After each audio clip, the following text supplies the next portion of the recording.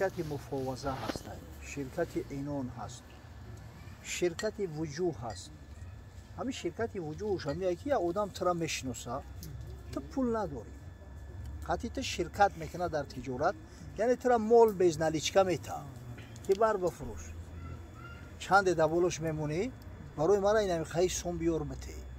اگر همتری شرکت باشه قطعی هم آدم همتری شرکت داشته باشه، با شرکت وجوه تو میتونی که همون مول شا بگیری بری بفروشی، دبولش مقصد مبلغ مونده چیز زیادی کرده میتونی حتی بیاری با بر بگردونی بتیش، با شرطی که علاقه تلف نشیده باشه، نشکسته باشه، مقصد نقصان پیدا نکرده باشه. این شرکت هست. اما در بازار شما شرکت نمیکنی. نمیدستی تو سودا کردستی یک خریدار میآید مثال میگه که اینم سری مال داری تو نداری، اکثریت با دروغ میگن که داریم میگن در صورتی که نداریم.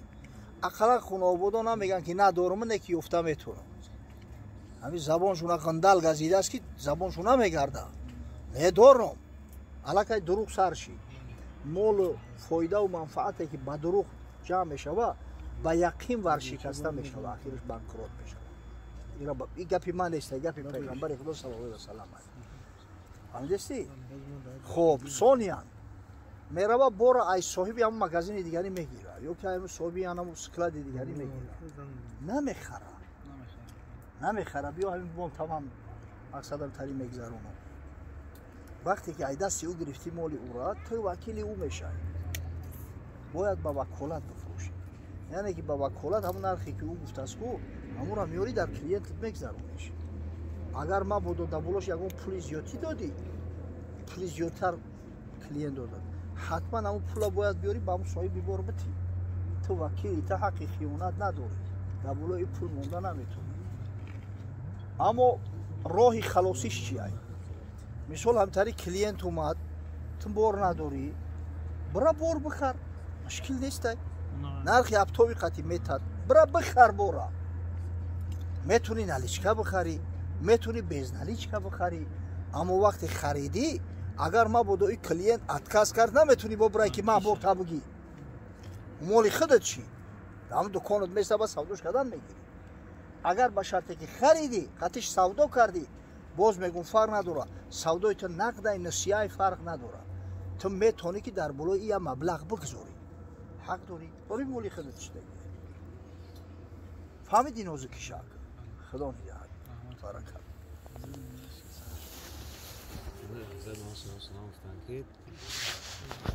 امام بخاری و حدیث امام مسلم است در این مسئله. حضرت صلی الله علیه و سلم میفرماید الایمان بضع و سبعون شعبه فافضلها قول لا اله الا الله و ادناها اماطة الاذى عن الطریق و الحیاء شعبة من الایمان. این متن ای صحیح مسلم ای. در صحیح بخاری بضع و ستون آمدگی 60 چند شاخه داره میگه. بعد همی دوامش که میگه که افضلها قول لا اله الا الله و ادناها اماطة الاذى عن الطریق، این در صحیح مسلم ای، در بخاری نیست. همدستی مقصد که ایمان 70 چند یا 60 چند شاخه داره. از همه بزرگترینش قول لا اله الا الله، زیرا که ایمانی اصلی هم قول لا اله الا الله این کلید جنت ای، این همو وسیله موحد گشتن انسان ای بنده خدا. کمترینش میگه دور کردن چیزی که باعث آزار و اذیت مردم میشه و ای سری ره فرق نداره، خورای یگان شیشه شکستگی یگان میخای ای سری ره مردم وقتی که گرفتی دور کردی که مردم در آزار نرسه، همین هم ایمان حساب میکنه. فهمیدی؟ ایمان یعنی اعتقاد و باوری. برای چی میگه ایمان میشه پیغمبر صلی الله علیه و سلم؟ به خاطر اون که همین کار تا ای ترس خدا را میکنی، به خاطر رحمت پروردگار میکنی، به خاطر نجات آخرتت میکنی، ثواب ای کو. چی بسا کارای هست که در چشم مردم شاید اند کک بتوان، اما در پیش پروردگار بیرد قدر و منزلتش بالایی. حتی همین حیا شرم داشتنم یک گوشه ایمان ای گفت. کی شرم میداره؟ کسی که ایمان داره. او کسی که پیش همه ای که شرم میداری ای خدا. одам вақте дар танҳоӣ ҳеҷ ка намебинад, шарм дошт, яқин аст ки як худо шарм медорад. албатта ки имон мешавад. коре ки ба хотири худо кардӣ имон мешавад. гапа фаҳмидӣ? яко афзал барои чӣ гуфт ай ҳама бузургтаринаш? барои ки агар ҳамон набоша ин корои ту дига ҳеҷ маънет наметан. ино сабаби наҷоти охиратат намешаванд. ай сари раҳи мардум хора дур кардан, як каса кӯмак кардан, шарм доштан, агар ҳамон ла илоҳа илlalloh муҳаммаду расулуллоҳ ки набоша ҳеҷ фоидат намекунад. ҳамдасти валладина кафару аъмолуҳум касароб. худованд дар Қуръон мегӯяд ин касое ки кофиранд амали ино мисли саробай. сароб яъне мираж, ҳамон чиз нест дар чашми то, аммо фоидат намекунад, манфаат надорад. барои афзалаш гуфт ла илоҳа илlalloh. фаҳмидӣ? кадом амалҳо сабаб мешавад ки одам аз дораи имон хориҷ мешавад? кадом амалҳо сабаб мешавад ки имонш мустаҳкам мешавад? машоалло. яъне ки чӣ сабаб мешавад ки инсон аз имон хориҷ шавад, аз доиратул ислом хориҷ шавад? асли имона пайғамбар саллаллоҳу алайҳи васалам баён кард.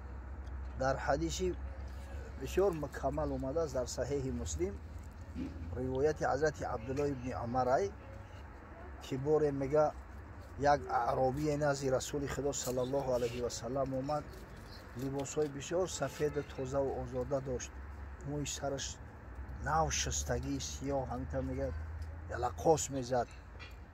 яъне ки дар ӯ асари сафар дида намешад, дар сурате ки аз мадина набуд, мардуми мадина намешиносанаш.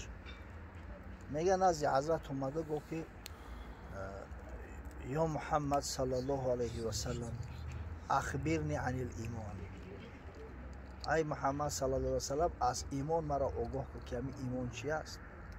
ҳазрат гуфт ал имону ан туъмина биллоҳи ва малоикатиҳи ва кутубиҳи ва русулиҳи вал явмил охири ва ан туъмина билқадари хайриҳи ва шарриҳи. имон эътиқоду бовар доштан аст ба аллоҳ, ба тамоми сифоти аллоҳ, ба малоикаҳои аллоҳ ки ҳақ ҳастанду ростанду лашкари аллоҳанд, ба китобҳои аллоҳ ки ҳар китобе ки худои таоло нозил кардааст аз барои пайғамбарош ҳама ҳақ асту рост аст, ба пайғамбарои аллоҳ, ҳар пайғамбареро ки худои таоло ба пайғамбарӣ мабъус кардааст, ба ҳамаи эътиқоду бовар доштан, ба рӯзи қиёмат ки рӯзи қиёмат ҳатман воқеъ мешавад ва ба ин ки тақдири некию бадӣ ҳама аз ҷониби парвардигорай. яъне ки холиқи кулли шай, розиқи кулли ҳай фақат худованди мутаолай. ба ҳамин вақте ки шахс эътиқод кард, ӯро муъмин мегӯянд, яъне соҳиби имон, соҳиби эътиқоду ақидаи дурусту росиху муваҳҳидӣ. ҳамидасти? яъне ҳар касе ки ба қалбаш бовар дошта боша ва ба забонаш тасдиқ кунад, аввалан ки худои таоло якав ягона аст, аллоҳ якав ягона аст, аллоҳ холиқи кулли ашё аст, дар баробари парвардигор касе чизеро шарик қарор надиҳад, тамоми малоикаҳои худоро бовар дошта боша нисбат шуд, тамоми китобҳои худоро бовар дошта боша. агар чанде медона ки масалан баъзе китобҳоро инсонҳо таҳриф карданд, мисли ина фарз кардем китоби тавроту инҷил, аммо асли китобҳои ҷониби парвардигорае ку ба пайғамбарои худо бовар дошта боша, ба рӯзи қиёмат бовар дошта боша, ба зинда кардани баъди мурдан агар бовар дошта боша аз ҷониби парвардигор, ба ин ки тақдири некию бадӣ аз ҷониби худо аст, ира мегӯянд муъмин, яъне шахсе ки имон дорад. ҳамидӣ? хуб, пас одам аз имон кай хориҷ мешавад? ба рад кардани яке аз ҳамин имониёт. масалан шояд дар ҷомеа бошанд одамо ҳастанд, мега ки ман ина худоро қабул дорам, лекин наъузубиллоҳ пайғамбарро қабул надорам. чӣ ҷои муҳаммад саллаллоҳу алайҳи васалам ки ашрафи пайғамбарои худо аст, ҳамин шахсе боша ки як пайғамбари худоро бигзор расулам набоша, ягон набии муқаррарӣ боша, агар бигӯяд наъузубиллоҳ ман амиро қабул надорам, кофир мешавад, аз доираи ислом хориҷ мешавад, ӯ дига муъмин нестад. фаҳмидасте ё ки мисол мегам ман худоро қабул дорум пайғамбарро қабул дорум ҳамин малоикот хеле ки ба чишм намебинам шу бовар надорум наъузу биллоҳ ҳамин одам ай доираи имон хориҷ чи тамом дигар муъмин нест ай мусулмон нест ҳамидасти ина аз ислом хориҷ шида нагуфтед ё ки масалан мега ки ёро ҳамаша бовар дорум наъузу биллоҳ фарз кардем тавротай инҷилай амрамо бовар намекунам умуман ё қуръонай муъмин нест ай ина имон хориҷ чи ба ҳамин нобоварӣ ба ҳамин шакл шавааш ё ки мисол мега ҳама ёро қабул дорум ки медона оё одам айсар зинда мешава ё намешава як воқеаи бисёр нороҳаткунандаеро шунидам дар масҷид мегаe дар масҷид суҳбат ай ҷаннату дузах мерафтааст як одаме ки аҳли масҷидаи намоз мехондааст гуфтае биёй ҳамин гапоту намоне наъузу биллоҳ ки ҷаннат рафта ки омад ки ҳамин гапора меге сафсата наъузу биллоҳ яъне маълум мешавад ки унамо одам ҷонша беҳуда ғам додистай вақте ба ҷаннату дузах бовар надора ба рӯзи қиёмат бовар надора ӯ мусулмон нестай муъмин нестай намозшам қабул нестай ӯро инами инертсия қатӣ меомадааст қатӣ мардум мехондаасту